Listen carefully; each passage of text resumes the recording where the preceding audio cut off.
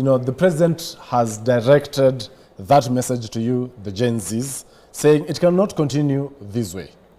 But we've directed the same message to him that it cannot continue this way. Because so who blinks first? What do you mean who blinks first? There's nobody blinking first because this is our country that we're trying to fix. The parliamentarians have shown us that they are incapable of doing this. That's why we are on the streets. The executive has captured the legislature, and the legislative arm of government has consistently shown us that it will be in bed with whoever the highest dealer is. Because these scandals that we are unearthing should have been unearthed by parliamentarians. We are finding these things out on our own as active citizens. Who are those on the space with the president the other day? What do you mean? He says he came to the space. That's the other thing which I wanted to set straight. Yeah.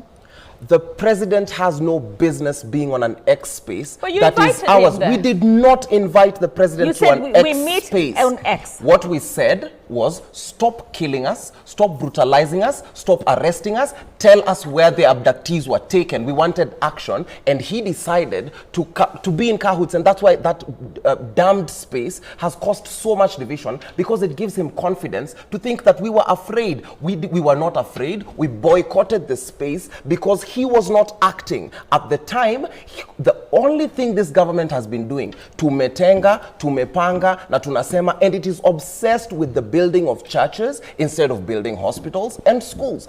Even as we wind up in a minute, kindly, what next for Kenya? You cannot ask me what next if I do not have a now. You cannot ask me what next in terms of employment if I'm unemployed.